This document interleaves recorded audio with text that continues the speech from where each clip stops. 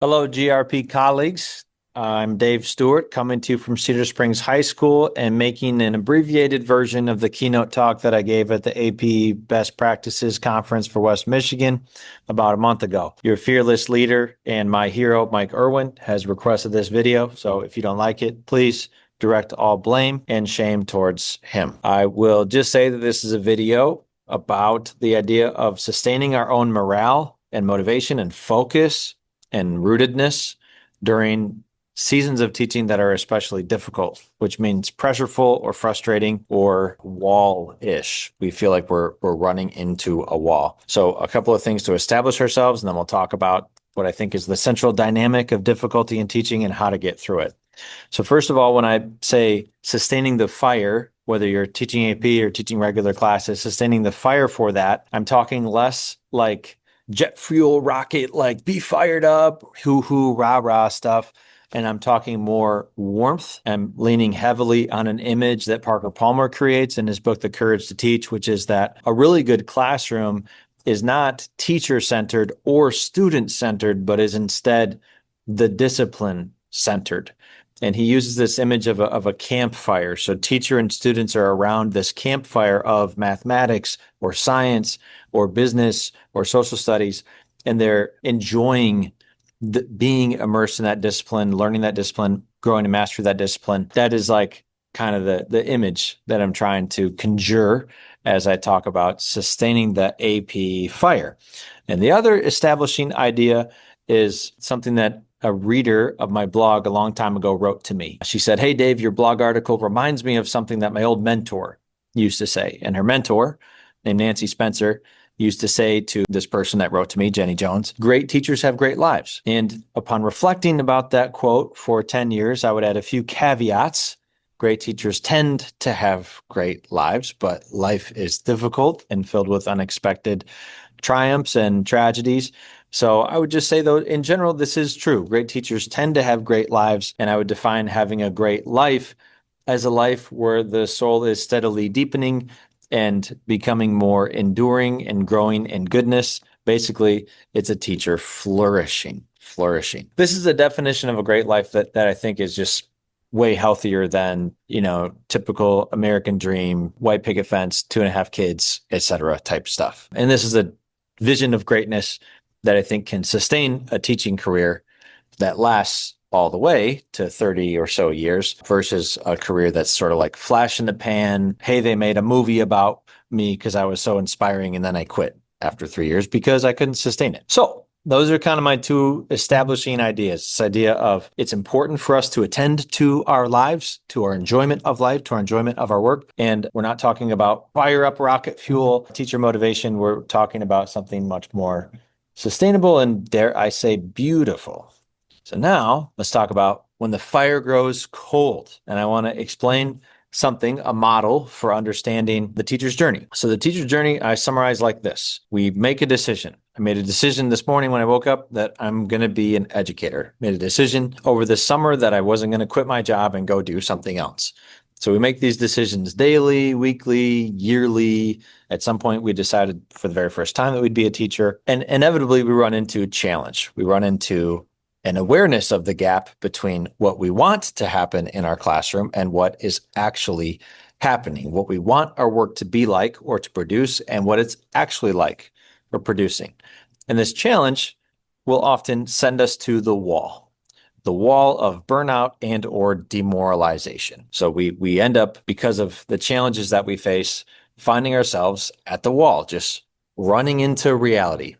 But sometimes those challenges, they don't always send us to the wall. Early on in the school year, often we encounter some challenges, but like there's this energy and this sense of optimism. And so sometimes we actually just figure out ways to solve the challenge and we get over it. But inevitably we end up back at the challenge. And usually this is why October and November is so hard, because we're finally to that point where that initial enthusiasm, those initial rose-colored glasses, it's kind of worn away. It's been depleted. And so we end up at the wall. And my first important point in this model is that it is inevitable that you end up at the wall. I think that, visions of teaching where we can someday make it a wall-less experience are naive. I would say really the best that you can hope for as a teacher is when you do hit the wall once again, that you're just not surprised by it, because you just understand like, yep, this is part of doing something as difficult and important and beautiful as teaching. So the practical question starts to become, what do we do when we're at the wall? Like we're there, now what? Now what do we do? So I would argue that there's three basic categories of action that you can take when you find yourself at this wall. And you're at this wall when you're feeling burnt out or demoralized. Burnt out is like this sensation of drained, depleted, overstretched. Demoralized is like nothing I do matters, or the system is like opposed to the good that I want to do. But they're both bad. So I think these are the things that get you out of the wall. So in short, you can't like escape the wall. The wall is there. And the only thing to do, in my view, is to like dig down underneath the wall. You dig down underneath the wall by engaging with it through either depressurizing the self, attending to the workload and the insanity of it, or wrestling with the big questions. Okay, and I'll talk more about that. But these are questions like, what is teaching for, and what am I doing, and what's the best way to get there? And so the good news is that eventually, I think with that kind of work, one or two or three of those kinds of work, you inevitably get to a newfound energy that comes from having renewed vision, clarity, purpose, meaning. And this brings you back to deciding that I guess I'm going to teach again tomorrow. So this journey can happen on the scale of a day, a week, month, year, career. Like I think it occurs at all those different scales, which is not very uplifting, because basically what I'm saying is you're guaranteed to suffer in teaching. That is what I'm saying. But I would add that suffering is, in my experience of human beings, when I think about the great people that I've met, the truly amazing souls that I know or have met, none of them are people whose lives were purely bliss. Like all of them achieved their depth and their goodness, not like, and oh, by the way, they suffered, but sort of it was how they dealt with their suffering that led to that deep beauty and goodness. And campfires are really not that cool when it's hot and sunny out. Campfires are most enriching for the soul, most nourishing, most just transcendent on a cold, dark night with other people. So for the rest of the talk, I just want to focus on those three things that you can do that comprise what I call the inner journey. So thing number one that you can do is maybe you're not even like in that place. Maybe you're not at the wall.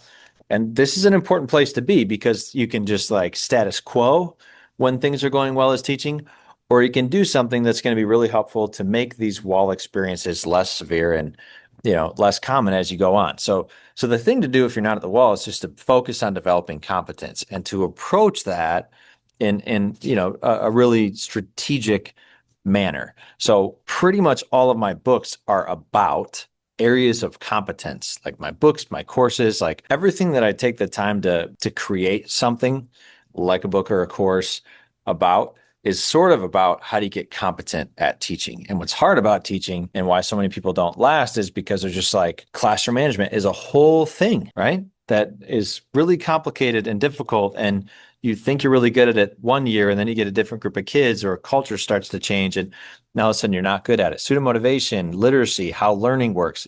So like all of these are little sub-bullets or things that you can apprentice yourself to. And I guarantee people at GRP who know some things that could help you if you're trying to build competence in any of these areas. These are kind of those deep questions about teaching that you can explore and wrestle with and discuss with colleagues. But like I said, my books kind of treat this whole idea of competence, but this talk is really for, I'm not in the market for that right now, buddy. I'm suffering. So I'm not going to really talk more about that here. So if you're at the wall, then probably the first really, really important thing that you need to do is become aware of how the workload pressure cycle is operational in your experience right now. So the workload pressure cycle looks like this. And it's all based on this idea that teaching is filled with an impossible workload.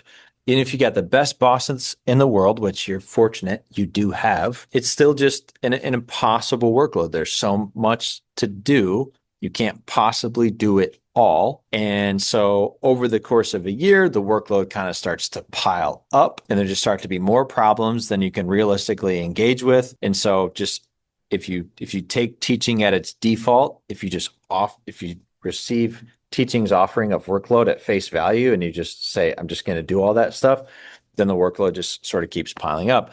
And also pressure begins to build up. And this is even compounded. Both of these things are compounded when you consider that just like life is filled with a huge workload and life is filled with a huge amount of pressure. Life in 2025 just is already a lot of work, even if you're not teaching. So when you take those two things, this idea of ever increasing workload and ever increasing pressure, and you add it to the Yerkes-Dodson curve, which is a simple proposition from psychology that's over 100 years old that says that human beings, when they're not pressured at all, they don't perform well. So this is some of our exceptionally abled students who are in classes that are too easy for them, right? They underperform because they're not pressured at all. But when they're overpressured, they underperform as well. So this would be some of my students in AP World History right now. They're experiencing too much pressure. And so this is a serious problem for me as a teacher and a serious problem for them as a student, because when you're hyper pressured, you're just going to be burnt out. So there's a sweet spot of pressure. But I just said that pressure is always going up, like over the course of our careers and over the course of a year and a day, like pressure's just increasing. And so we end up at the workload pressure cycle. The workload pressure cycle is just this nefarious mechanism within teaching where if we don't do anything about it, it just will get worse as time goes on. And I think that this is why so many of us experience a lot of wall time in October and November, and also in February because of this, because it just like finally reaches a tipping point where we start to go insane. So what we can do though is right on the screen, we can intentionally find ways to decrease pressure, and we can intentionally find ways to decrease workload. So for depressurization, I'm not going to spend any time telling you tips and tactics for depressurizing your soul. But if you need those things, then you can use one of these links and it'll direct you to access like a list of, I don't know, several dozen things that you can do to depressurize your body, to depressurize your emotions, to depressurize your relationships, to depressurize your mind. But also like, there's been life hack articles and websites and self-care books for my entire career. So plenty, but oftentimes the stuff that's listed as self-care, marketed as self-care, I would say is just a means for depressurizing the soul. Because if we can decrease our pressure, we can be back to this spot on the Yerkes-Dodson curve, and now we can engage better with our workload. So that's why I deal with first. Because if you don't deal with depressurization, then you're going to chase your workload ineffectively. Okay. And then really like in terms of workload diminishment, I didn't really talk about that much at the AP conference, and I'm not going to today, but I would just say Google the word satisfice, and maybe Dave Stewart satisfice, because I've written some articles about this. But satisficing to me is like, it should almost be a class in teacher certification programs, because it's just the idea that you only pick a few things to do top level. And most things that you're supposed to do, you just do at a satisfactory level. So you satisfy the requirement plus nothing. And this is how I recommend that teachers approach things like grading, things like emails. A lot of things in teaching ought to be satisficed. There's only a few things that you should try to become elite at. And those happen to be the things that I've written books on, because I wrote those books so that I would get better at the most important things. Like these 6 things is kind of my answer to what should you not satisfy. All right. And then finally, if you're experiencing demoralization, if you're like grappling with deep existential questions of, can the system ever be good? Like, am I working in a system that's creating harm? Like, these are the kinds of things that demoralized teachers experience. And they're very real things. Like, there's tons of problems with our secondary education system that bother me a lot. And I suspect many of these problems affect you too. So what I would do in those situations is really pursue the deep questions. And these 2 talks, which you can Google or go to this link, davesturgeon.com/live. Those 2 talks kind of deal with some of the stuff that I was demoralized with last year. in the winter going into spring. I was really demoralized with, all the talk and conversation around AI and school being outdated and student demotivation being such an epidemic around the country. So I think those talks will help. But I'm getting close to the end of my time, so I'm going to wrap this up. In closing, when I was first drafting this talk, I sort of sarcastically wanted to call it Teaching is Absurd for at least 4 reasons. I wrote a blog article about that a couple of weeks ago. You can look up if you want, but basically, there are a lot of absurdities within what we're trying to do as teachers.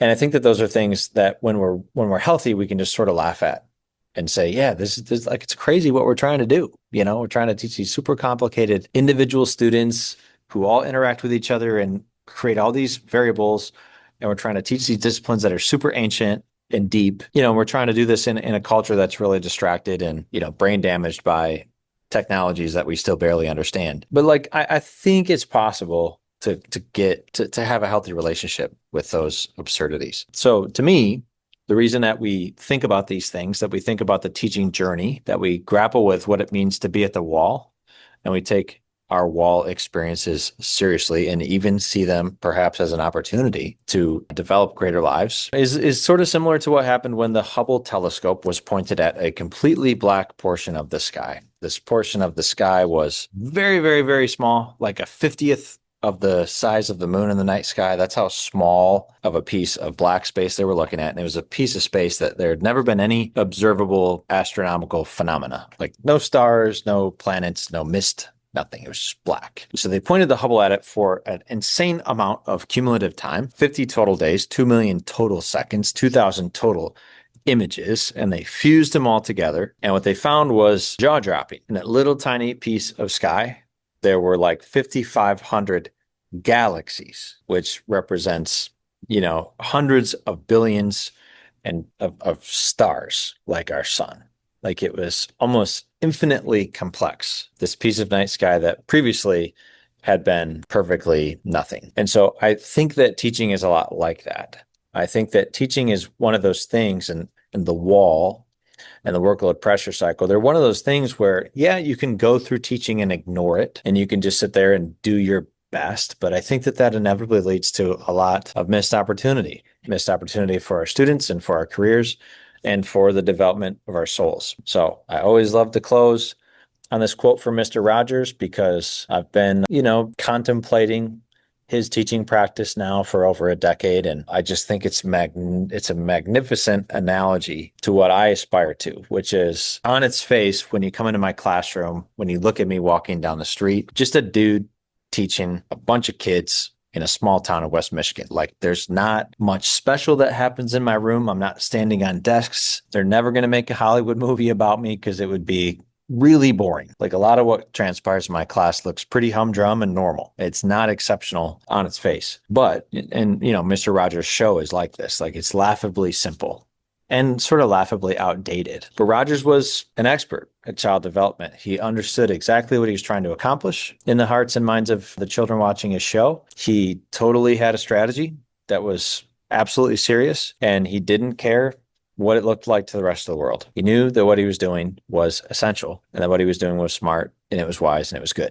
So I hope that this talk encourages you to take a minute when you're at the wall and think about what that means and what you can do to get the most out of the wall possible. All right, there you go. The abbreviated talk from the AP conference, and a warm hello to you as we look forward to Thanksgiving, just a precious few days of school away. Take care, guys.